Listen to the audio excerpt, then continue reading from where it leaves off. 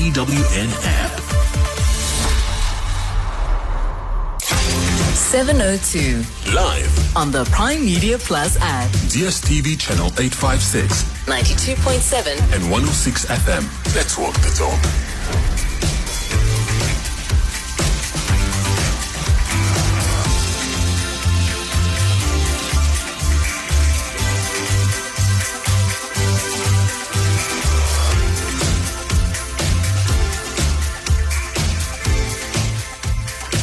Six minutes after 9 o'clock. Welcome to it. You're on 702. Great to have you with us. I'm Thabo Shole-Mashao. I am standing in for Clement Manyathela. We're together till 12. Thank you so much for spending time with us, and keep those conversations going as you had in the previous show, as Clement was standing in for Bongani Pingwa on breakfast between 6 and 9. We intend continuing on that very same momentum of informing you and keeping you updated, as much as we would like also to be informed by you in order for us to get information about what is happening in your locality. I say that because we open with an open line, as is tradition on this show, that between 9 and 10, anything goes. Open line, anything on your mind. I truly would love to hear from you about what's happening in your spaces. You don't have to confine yourself to what's happening in the media space, the headlines that are there, newspaper stories, news articles on your screens, on your radio. It could be anything that you want us to inform us about, especially in your community, because that's where the buzz of South Africa is at. For now, on the open line, the number hasn't changed. It's still the same, 072-702-1702. That's where you can send your text messages and your voice notes, and you can call us directly on 011-883-0702, 011-883-0702. Maybe I should just kick off, because I was lamenting, and Mandy Winner, I have to mention that she also went to town with us and opened her eyes to this situation in Johannesburg of the mayor who opened the Lilian Ngoyi Road, formerly known as Bree Street. If you are as old as I am, you'd know when I talk about Bree Street, I'm talking about that very busy, or used to be busy street in central Johannesburg, where taxis used to ferry passengers to various parts of the CBD. And it would be a norm that it goes past that place. And it was a buzz of activity, businesses here and there, hawkers selling this and the other. And I think there were some nice outlets as well, if that was your kind of thing. But it was really a buzz with activity. And the explosion happened 2 years down the line. The street is still closed. And the mayor yesterday opened the closed street, and they said in 10 days' time it will be opened. That's just that for me. That is just that. Why would it take so long for such an important part of the CBD, where economic activity is so critical, where mobility of individuals going to work and home and connecting to other places? Why would you do that? Why would it take 2 years? And it's okay. It's okay. I mean, I'm sure engineers will call me, no, Thabo, you know nothing about engineering. In an ideal space, you would have an emergency situation. You would call in the experts, and you would consult intimately with the stakeholders, and you would say, how do we make sure that we are done with this thing in less than 6 months? Because this is not this is such an extraordinary situation. There's nothing ordinary about this. We'll be losing money as the city. We will be losing the essence of who we are. I mean, that's just Bree Street. Some time ago in Reimsach, there was one of the main streets as well. I think it was the HP Hendrik Potgieter Road. A part of it was closed as well. It took over a year to open that street. Over that road, that piece of road, over 1 year. And no one saw anything wrong with that, including, by the way, including the residents who would be using that road every single day. No one saw. And I'm just wondering, are we that kind of a country now, where we drag our feet for every little thing? And then we complain when politicians are treating us like second-class citizens. Is that who we are? To say that we are stomaching mediocrity is an overstatement, because it's not mediocrity. It's not even substandard. It is the worst of the worst that we have allowed ourselves to tolerate. Go to any township. You will never ever walk out without seeing a street with flowing sewage. And chances are it's been like that for weeks on end, despite people having in their phones reference numbers after complaining and registering complaints. And after a while, we get used to it. We just jump over the water. Now we know how to navigate around it. And we tell people, hey, don't use that street. Use the other one. Simply because now we are so used to it. We've become so numb to accepting the worst of the worst. It is just okay. Traffic lights are not working, and I don't want to sound bougie and all that. Traffic lights, and we're okay. We already know that, no, that traffic light hasn't been working for 4 weeks, and it's okay. I think we've already established that we do not have necessarily the best leadership ever. That we've established. But does it mean that the citizenry has also adopted the substandard of our leaders? Does it mean that we have lost our own standards and we have relinquished our responsibilities to the people who would take as long as possible to sort things out? Is that where we are? Please let me know. Chances are, if I were to come to a neck of the woods, there's something that's not working. Grass that's not been cut. It's been like that for months, for eons. It's been like that. And we have accepted that. So the question I'm asking you as a South African to you today, have you learned to live in a state of disarray and disrepair simply because it has existed for so long? And now we have accepted that this is who we are. What can we do? What kan ons doen? Swenzani, kunjalo. Rekla guys. Hi, Swenzani, what can we do? Take me out of my misery. Take me out of my misery. Let us know on 011-883-0702. Is this what we've accepted? So that maybe I should also accept it.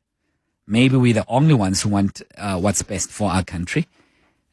Maybe take us out of our misery and say, Thabo, join the queue. If we can't beat them, join them. This is the name of the club of the substandard. Stop complaining about it and wasting our time. We are happy with where we are. Yeah, we've spoken about the leaders. I'm talking about you. Yes, I'm talking about you now. We've established, I think we have exhausted this issue of leadership in our country. That's why I don't even want to venture speaking about the mayor and the executive mayor of the city of Johannesburg together with his team on the shoddy job, how long it took. I think we've established, we know that already. And right, we've also established that we don't want to vote them out. That we know. I'm talking about you now.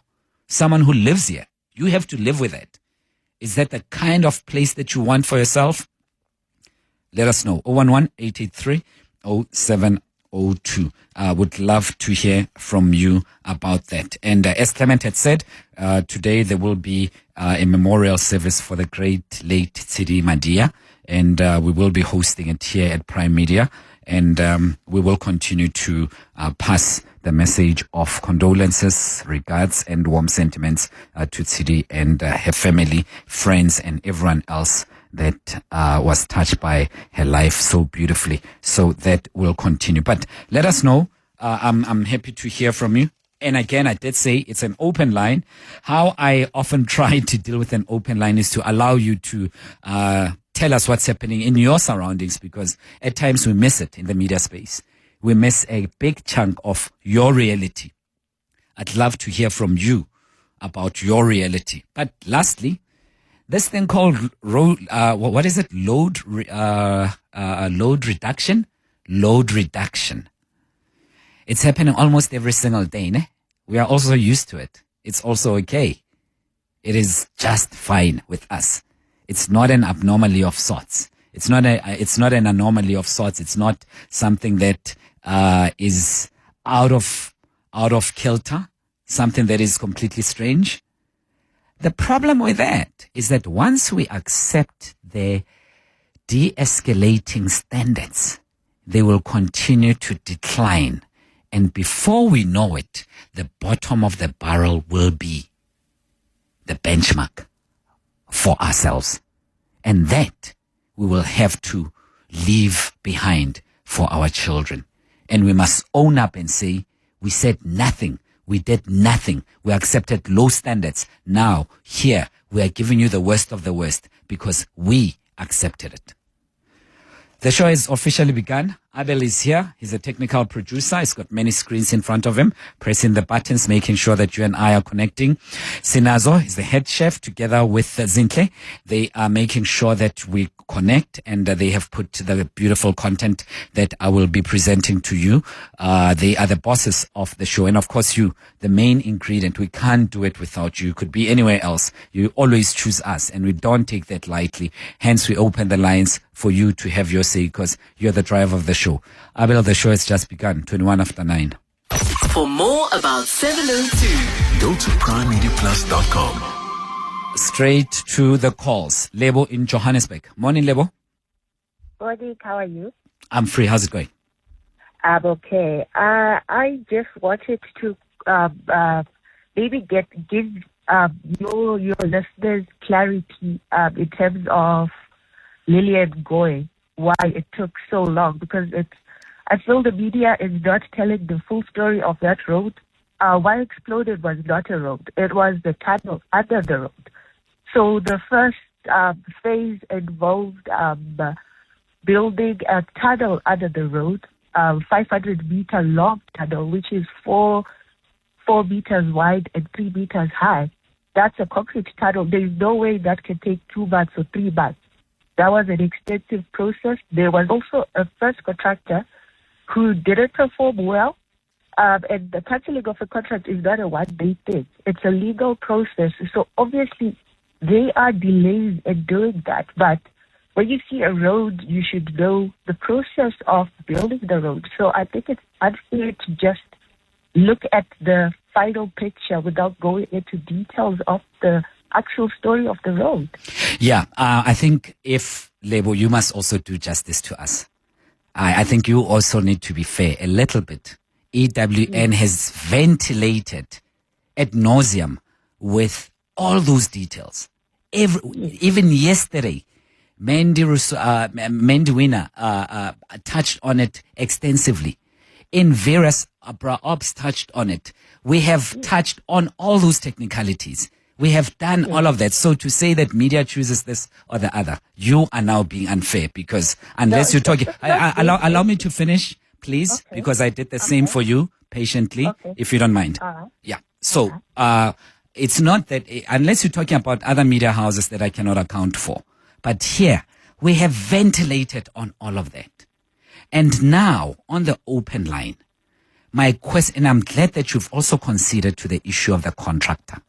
How many times have we heard about contractors who are not completing their jobs despite having followed rightful processes?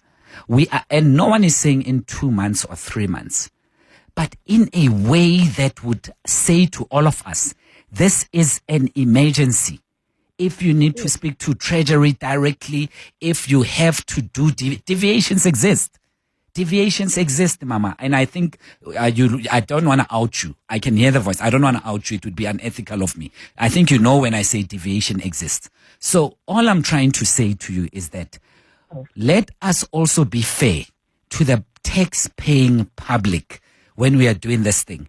That if there was proper, committed leadership, results would be different and timeframes would be more considerate towards service delivery. I'm now listening to you, Lebo. I'm not going to interrupt you. Okay, thank you.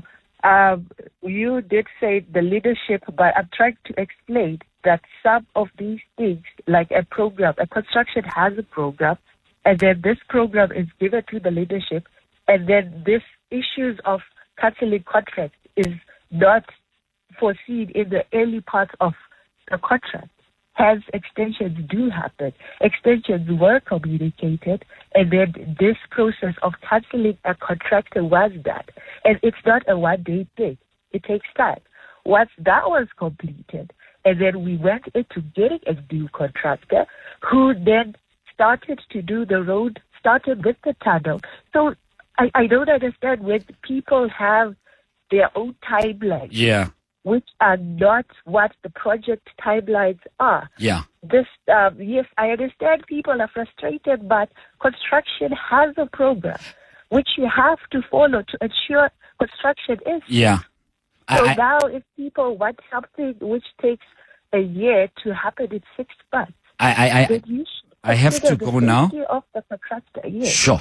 I think I've fairly given you an opportunity, but in closing, I would love to say the same thing happened in that Ramsach Road, where the first contractor didn't do their job, and then the second one. I said that one as well, because I was also involved in it. Yeah. So I'm saying, so we don't learn from our mistakes, right? All these things are new. When they happen, we must pretend they are new all over. Whilst we know what contractors can do, we don't take measures. That's because now we have learned. I don't think it was I'm saying the same contractors all the time. No, that's not what I'm saying. That's not what I'm saying. I'm saying we should do due diligence. We should. But unfortunately, these things you can only know when the contractor is not performing. You can't know in advance. They submit letters, they submit to the bid adjudication committee. Yes. They submit documents. So you can't give them a practical to say complete this first. Then we know if you can do the bigger work. You can only know when you give them the chance. And then they fail. And then you terminate it. And it takes a year to terminate a contract. And the facts are that over the course of more than 2 years, it was 172 million rand project that now ballooned to 215 million. And it was 40. Allow me, Lebo. You have so much intolerance to hearing other people speaking. No, it's not that. Okay, all right. Okay, Lebo. I think let's listen on the radio so that it's not a tennis match. Let's allow Thulani to also come in. Ne? Thank you so much for your call. I appreciate it. Thulani, you're in Centurion. Hi. Hi, Thabo. I think two things. The first thing is that it would be interesting to get an engineer to tell us the cost of an asphalt road versus a paved block of bricks road. As far as I recall, paved block roads are cheaper than those that are made out of asphalt. But what I heard this mayor saying yesterday is that this was more expensive, and I think that is actually not the case. And I'm speaking from a very intimate knowledge of this. I was part of that space. So I think it's interesting, perhaps since I have left that space, maybe things have changed. But as far as I recall, a road that is made out of paved bricks is actually cheaper than that made out of asphalt. Yeah. But the other point that I wanted to make, Thabo, is you asked if this is what we have become accustomed to, and this is what we basically have resigned ourselves to. And the answer to that is yes. The only thing that could change this entire situation is if we were to change the electoral system of this country. We've all become disenchanted, and there's very little we can do. You can go to the polls, you can say go vote for whoever you want. You go to the polls, Thabo, you vote for whoever you want.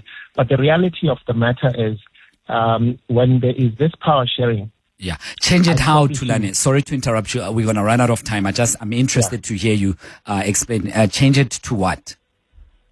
Well, change it to a constituency-based system as opposed to this party system that we have. Change it to a constituency-based system. In that case, then we will appoint people, or we'll elect people that we know are going to serve the needs of the community, and that we know. But you can do that, especially with local. Sorry, again, very quickly to add on what you said. With local government elections that are coming in 2026, and for time immemorial, you are able to vote for a candidate, an independent candidate, and it has been like that for quite some time at the local government level.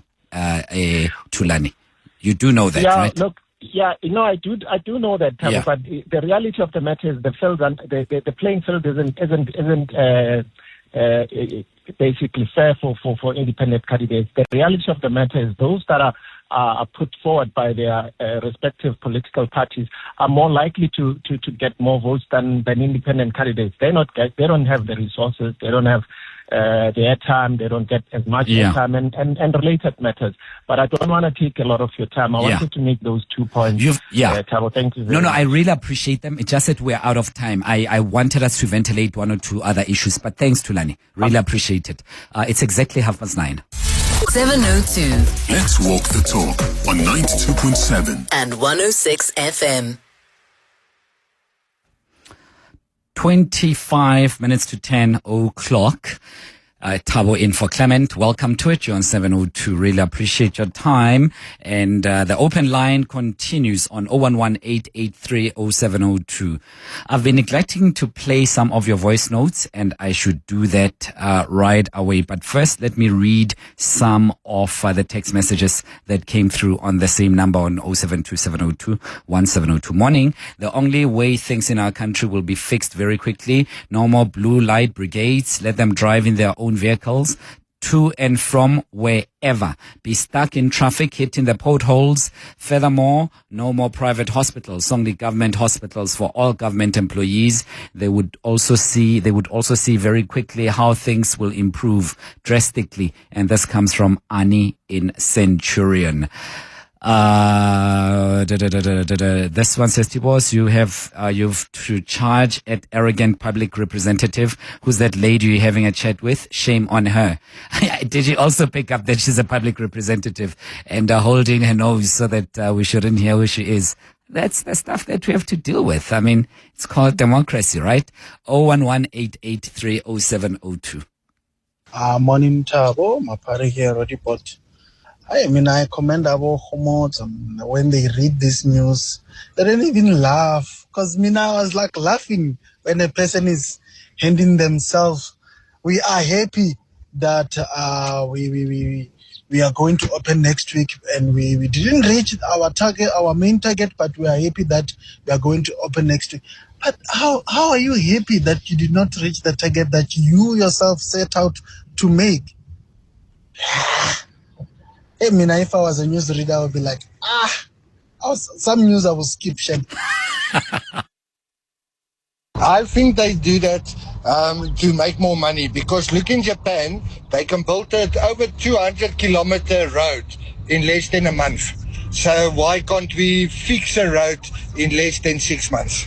Morning, Thabo. I'm a first-time caller to show you're doing. The problem with these delays in opening roads and that is that the ANC government, none of them have ever run their own businesses, legitimate businesses. And the problem is that they don't understand how time is money, and we don't have time to go and find detours or go and sit in offices the whole day waiting for paperwork to be sorted out by them. And they just don't realize how important time is for business people. And that's unfortunate, because they're just bringing the whole place down. Thank you, etc. Morning, Thabo. Just saying that if we were run by a white man, our politicians were going to say, because we are black, that's why we are being given this kind of treatment. This is something you get at the clinic, and the dirt around our environment. It's just something unbelievable. Like you said, really second-class citizen. That's how we've been treated. Thank you, man. It's Nimrod here. Good show. Thanks very much, Nimrod. And if you've just joined us, it's an open line. We're discussing this, that, or the other, and we're reflecting on the opened but not opened Lillian Ngoyi Street, former Bree Street in the city center, CBD of Johannesburg. And the mayor yesterday was there saying that it's going to be opened on the 12th of September, and it will be open for pedestrians and the vehicles, simply because it's been, I think, closed for quite some time. And the numbers are quite staggering as to how much has been spent already trying to sort out that particular road. I'm just trying to go back to them as I am talking to you right now, but I'll just grab them quickly from my screen. But the nature of the conversation really that I wanted us to have this morning, have we become numb? Have we accepted the state of disarray, the state of disrepair, the state of substandards that we have subjected ourselves to? Have we accepted that so that I should know and then I can join the rest of the queue? It bothers me truly as a South African that all these things are happening and there are justifications given. There are reasons that don't make sense. We are meant to believe them. And if you don't, you're not a patriot. And we must just accept all of the stuff. And it's been 30 years. No, it's not enough. We needed more years. What sort of change were you thinking will take place in only 30 years? Oh, well, guys, let's do better for ourselves. Not for anyone, not for vote, not for apartheid, for ourselves. Just for us. Leave everything else, but for us. I mean, it truly sinks my heart. Go to Alex, just across the road right now. I promise you, you are going to find more than 5 streets with flowing water in a state of disrepair. Either there would be sewage also flowing and children jumping over it, and people are not agile, they are not enthused, there's no sense of emergency, there's no sense of urgency to fix this, that, and the other. You drive around, there's a traffic light that has not been working for months and months and months. And you also go at this place, you drive around, there are potholes, and now we are used to driving around these potholes.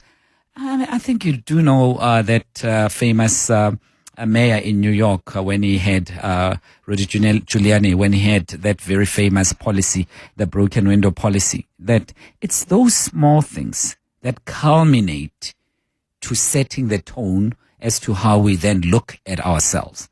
It's small things. You may think, oh, one small pothole doesn't mean anything. And so what? Yes, there's water flowing down there. So what? It culminates to something bigger. It starts with that. And the next thing, we would have accepted total pandemonium taking place in our country. So as a citizen, I'm asking you, have you accepted it? Is it okay with you?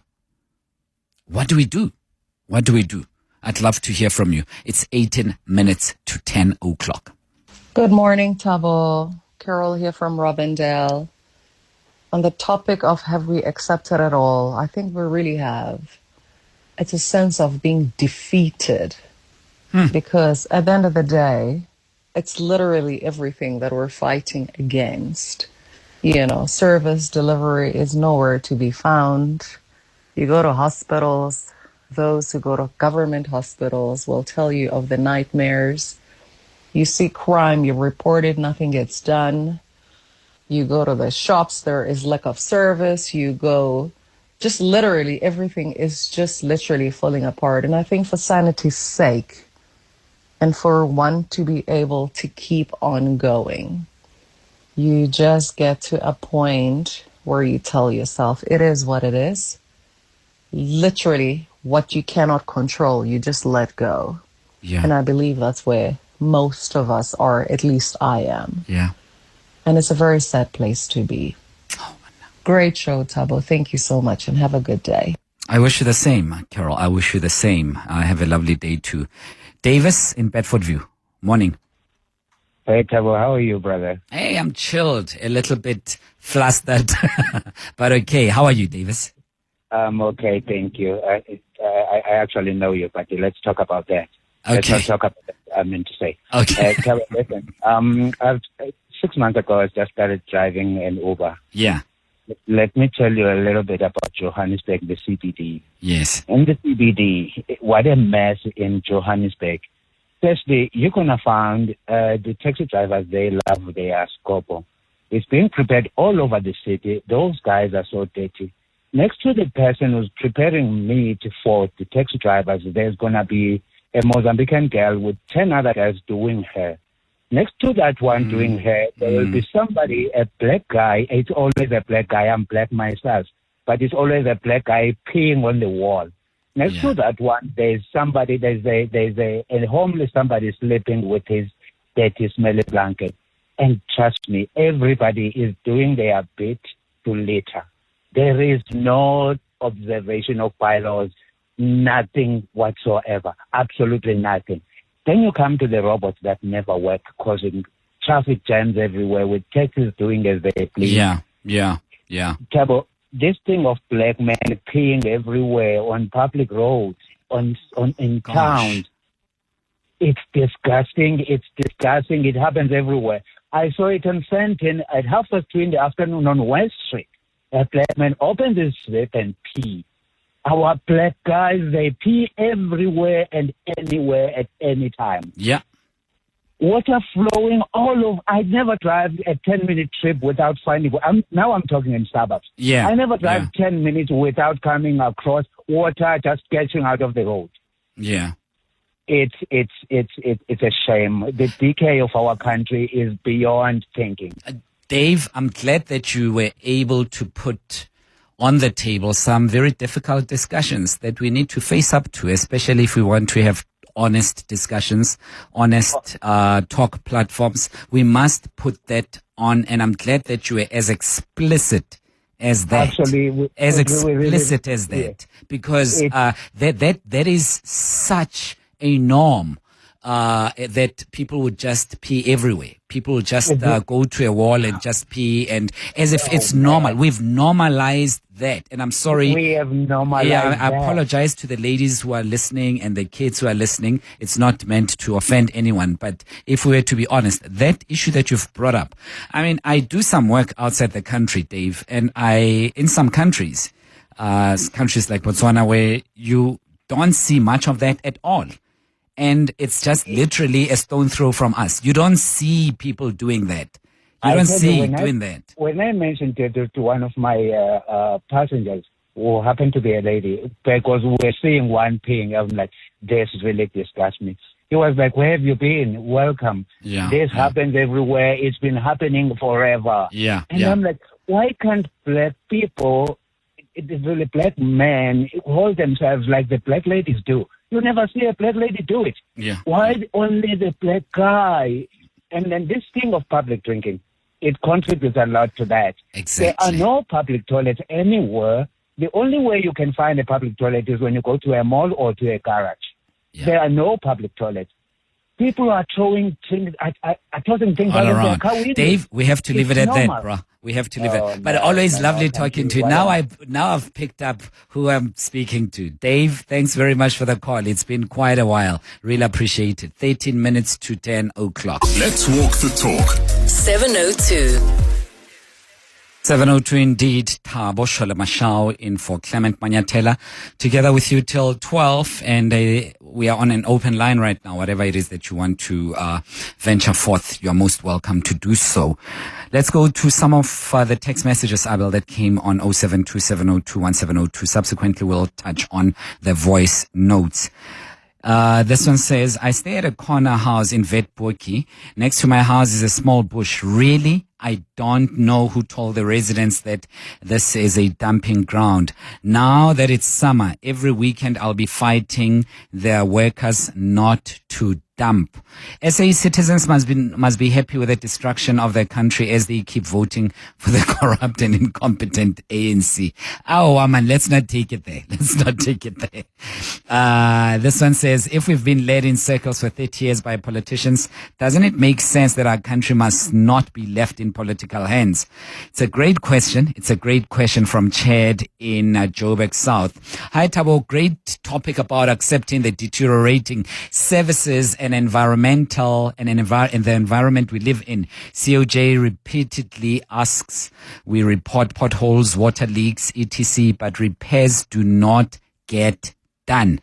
Have potholes matters been outstanding for quite some time since 2023. I followed up 19 times since then, and here we sit. I've given up reporting these problems.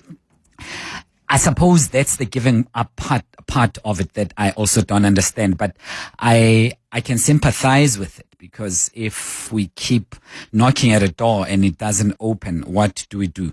I mean, let's go to their voice notes on 072-702-1702. Good morning, Thabo. Looking forward to a great show. Olani here from the Val. Hey, Thabo.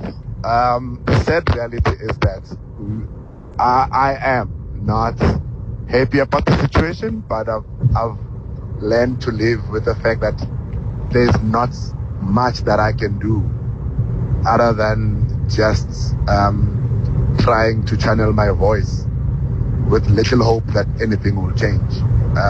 It's one of those serenity statements that one says, accept what you don't have control and influence over and try and live with it. I think that's me in a nutshell. Thanks, Thabo. Thabo. Morning. Thabo, it's not that we've lowered standards, right? But it's constantly seeing that there's no way of holding these guys accountable, right? I mean, you ask about roads to say if you were to come to our parts and neck of the woods, you'd probably find something wrong. You are sewage spilling, potholes. You're true. I, for one, am passionate about parks. Right? A simple thing as a park for recreational. I think that's one of the determining signs to see what kind of society we live in. If a simple thing, simple right of enjoyment as a park can't be well maintained, it's a problem. Where must kids go? So it's just those things. I think we just scattered. We're tired. We're just tired of whatever's happening. Thanks, Tim. Good morning, Mr. Mashao. This is Theo from Metuduza. Look, Mr. Mashao, I think in a way we are being unfair to that project, Lilian Ngoyi. Look, even after the announcement by the mayor in February, there was a lot of rainy days when the contract could not actually proceed, and on those days.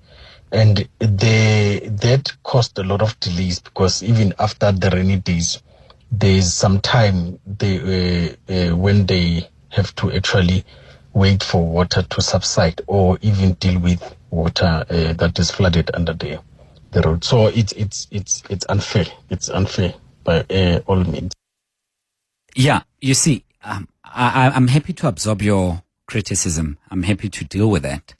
All I'm saying is that we need to get to a point where we prioritize and are extremely cognizant of such projects that would need expertise, and we expedite execution beyond the ordinary expectation of what it would have been if it was not a necessity.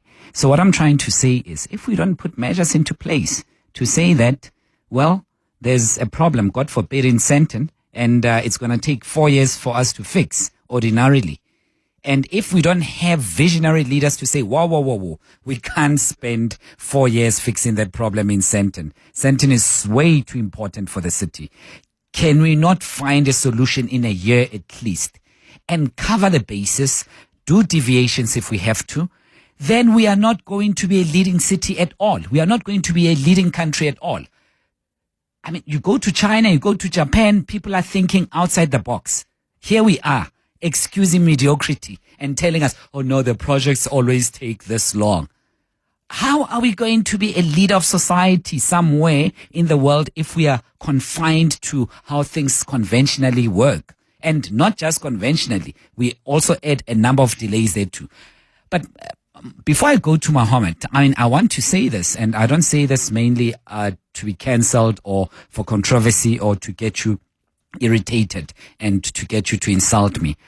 This is not why I'm saying it. I'm saying it because I think it's something that needs to be said, and I need to say it.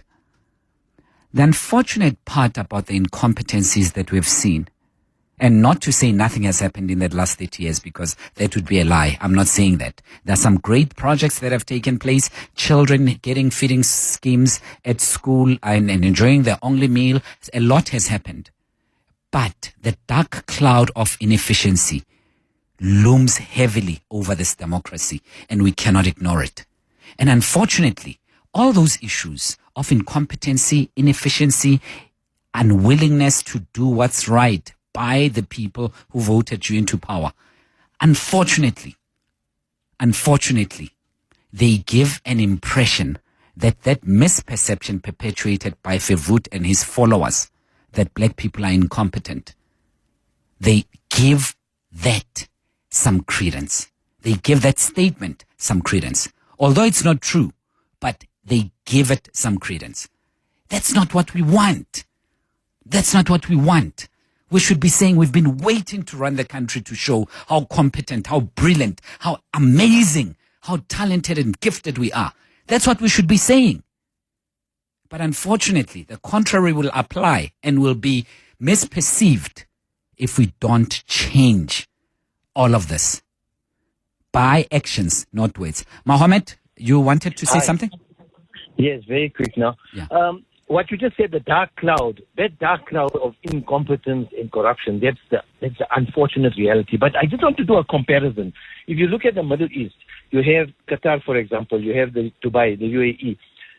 They have mineral wealth. Their mineral wealth is oil from the ground. They will give, and believe me, because I travel often there, I have a daughter living there also.